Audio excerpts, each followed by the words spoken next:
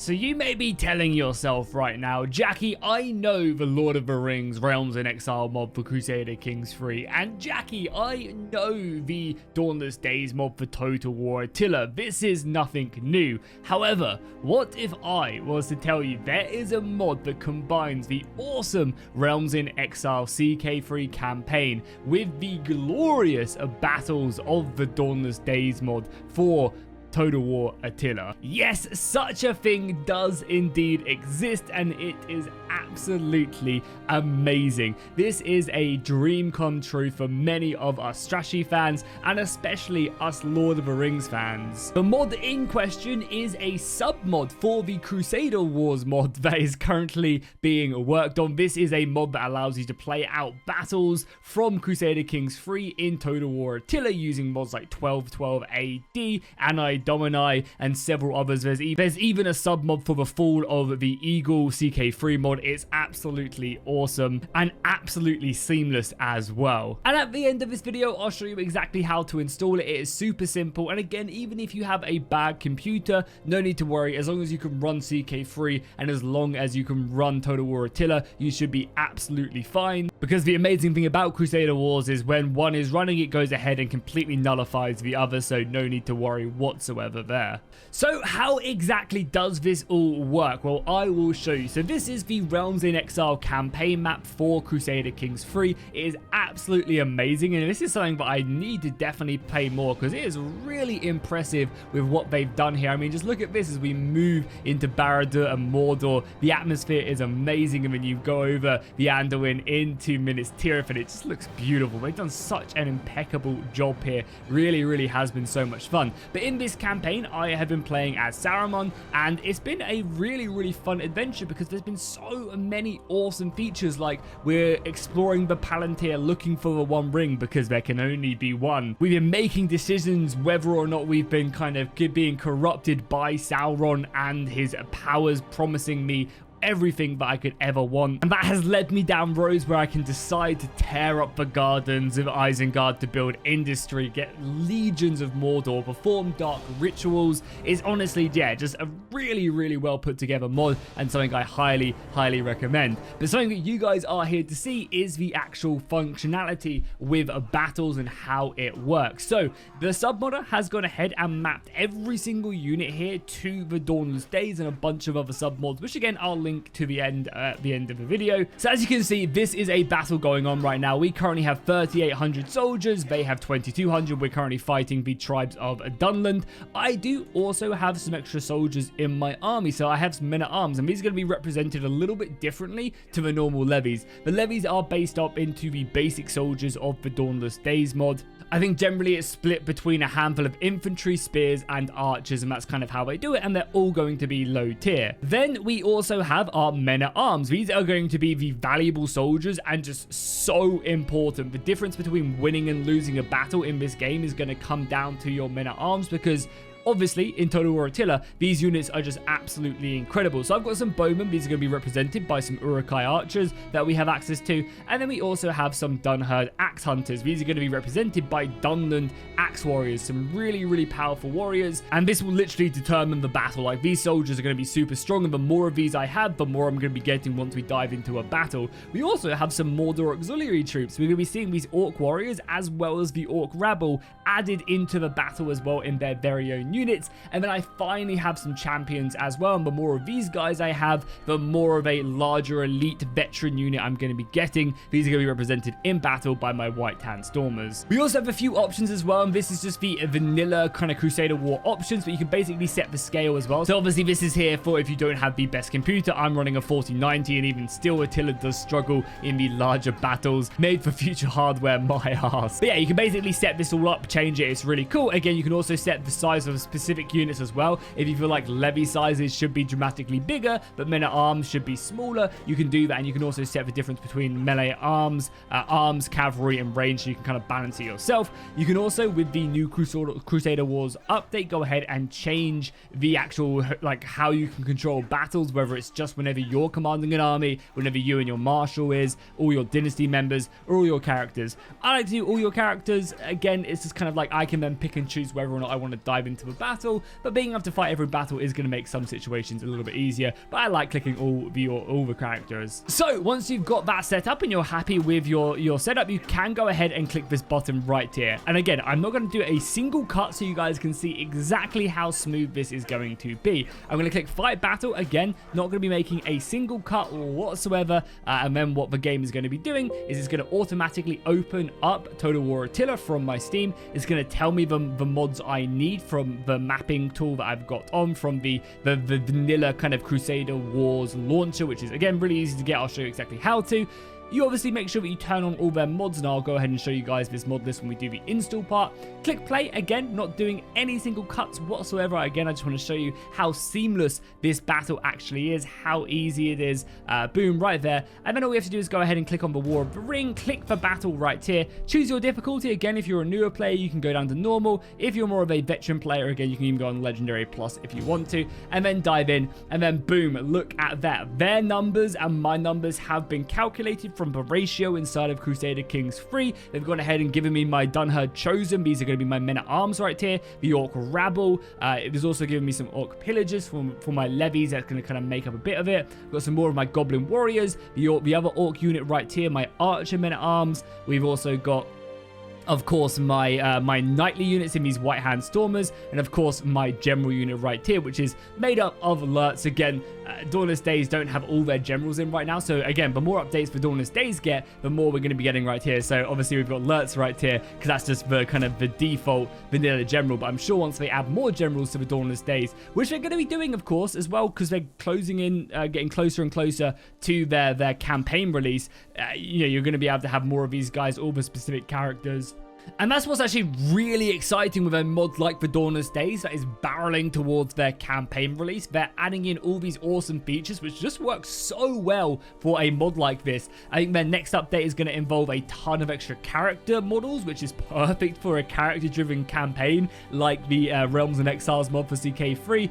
Absolutely awesome right there. They're also going to be adding in wargs as well, I think, in the next update as well, which is so needed. I was playing this, and yeah, heavy cavalry is king in Total War Atilla, and yeah, it was a struggle to beat some of the elite Dunland cavalrymen. I mean, yeah, even Dunland were giving me a pretty scary show of it. So the sooner the evil factions get wargs, the better. That is, yeah, for sure. I will also mention as well, again, the battlefields themselves are also completely uniquely done. So depending on where you're fighting on CK3, that is going to determine the type of battlefield you get. So if you're fighting in hills, you're going to be fighting on a hilly map. If you're fighting in the forest, you're going to get a forest map. If you're fighting on a river crossing, you're going to get a straight map, and so on and so on. And that is something that they're constantly improving. And something that would actually be really interesting is that Total War Dawnless Days have a complete tile map on their own version. So for example, wherever you're fighting in the Dawnless Days campaign map is going to be where you're going to get like a specific map that represents that era of the battlefield. And it'd be really cool if they could port something like that over to a mod like this, so you actually specifically get that map,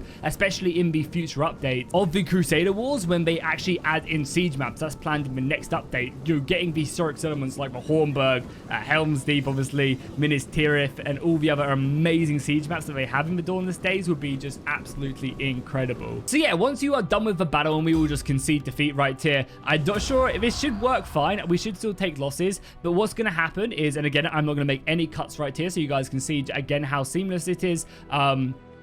Basically, what's going to happen is they're going to export the battle result back into Realms in Exile. So you can see, literally didn't have to do anything, just close Total War Atilla, and it immediately jumped back into the CK3 game that was running on in the background. Boom. And actually, I think just auto-resolved the battle, maybe. Again, it was messed up because I didn't actually fight it out. So I think that messed it out a little bit. I just conceded. Oh, no, there you go. It just boomed. It just kind of fought it out normally. The results got put back in, and no one really won or lost. But yeah, if you win a battle, again, the casualties are going to be calculated and then ported back into this, and however many casualties you take, that ratio is going to go into your soldiers and vice versa for the enemy. If your champion unit goes down, again, your characters will receive certain debuffs. I'm not sure if it's like a percentage of the champion unit that goes down, or if it's just if you have to wipe out the knightly unit and then they get debuffs, but the characters will be affected. So there's chances of them getting wounded, losing an eye, losing a limb, getting captured, etc. if you lose the battle. battle.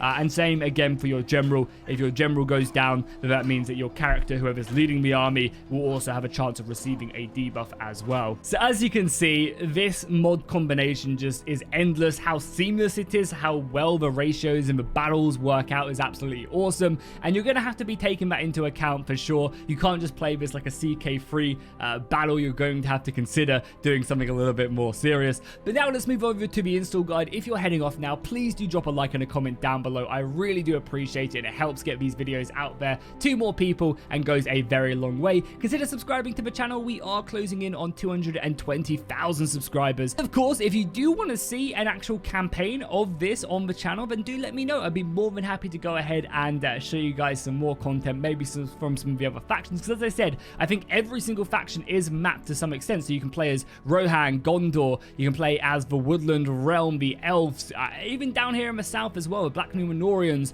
will definitely work, and all the other factions, Dale, Dorowino, are going to be perfect. The Easterlings will be a really fun campaign because of the elephants and stuff like that. So yeah, let's go and move on to the install guide, and I can show you just how simple it actually is. I recommend you do first off is join the Crusader Wars Discord. This is going to be the best place to get any tech advice, find out information about the new updates, as well as just generally being a cool community of modders creating an awesome mod. You are then going to want to come over to the Crusader Kings free workshop, and again I'll leave a link to this specific part of it down below in the description, and subscribe to the mod itself for Crusader Wars at the moment 0.917 pre-beta. Prepare the defenses. Then after you've hit that subscribe button, come down here to the standalone launcher. This is going to basically do all the heavy lifting of your game. Go ahead and click to go to the external website and click download now. Once you've got it downloaded, go ahead and unpack it into your documents, your desktop. You can use stuff like WinRAR or 7-zip, really easy tools. And again, if you don't know about that, I'd just Google it rather than me explaining it. So once you've got it unpacked, go ahead and open it up using the Crusader Wars EXE. You're going to need to make sure that you have this running for your game. Then go over to the cogs, and you're going to have to set up the game paths. Really simple to do. First things first, just click on the Total War Atilla, come to your program files, Steam Maps, Common, Total War Atilla, and then go ahead and click on the EXE right here to Attila right there. Should be really easy. Double click that, and then it will go ahead and acknowledge that is where the path is. Then what you want to do is come over to your Crusader Kings, go back to Common, find your Crusader Kings free. Again, if you have multiple hard drives, it could be on a different hard drive, but go ahead and find it. Then go into binaries and then click CK3 EXE, and that should be completely set up. So for example, now if you wanted to go ahead and play the vanilla CK3 with the 1212 AD units, you'd have to go ahead and basically make sure that you have all of these mapping on. Really simple. Not Fall of the Eagle or Age of Justinian, but yeah, make sure you have all of these official CW maps on. These are basically tying the games to the units in Total War Atilla, and then make sure you have your load order like this for the early and your load order like this for the late period. I believe for the vanilla game, you don't actually need any mods whatsoever for CK3 for this to work, obviously. And then if I was to switch over, for example, to play the Fall of the Eagle mod for CK3, I'd have to go ahead and turn these off and then turn on the ones I'm using, whether it's for the later period or the earlier period, depending on the Attila mod. But I guess you could just do both of them. I think that would work, right? Yeah, it would work if you just turned on both of them. You would just need, again, a certain load order for the Attila. And then honestly, for the vanilla, you should be good to go. But now I'm going to show you exactly how you install the Lord of the Rings version of it. So come back to the Discord that you joined earlier at the beginning of the video. You did join it, right? You didn't just ignore me and be like, yeah, whatever, Jackie, I'm not going to bother. And then come down to the community map part of it. We just have to scroll up a little bit to go ahead and find the mod right here. And this is what you're looking for. I don't think it is pinned. Is it pinned? Oh, it is actually pinned. Yes, you can also just click the pinned comment as well if you want to go ahead and find some extra information. But it is just right here. And again, super easy to go ahead and find. Open the Steam link that they suggest. Obviously, you're going to need to subscribe to the Crusader Wars patch. That is going to be very important. But most importantly is you're going to need to go ahead and subscribe to this file right here, or download this file on the Discord. This is going to basically map the units from CK3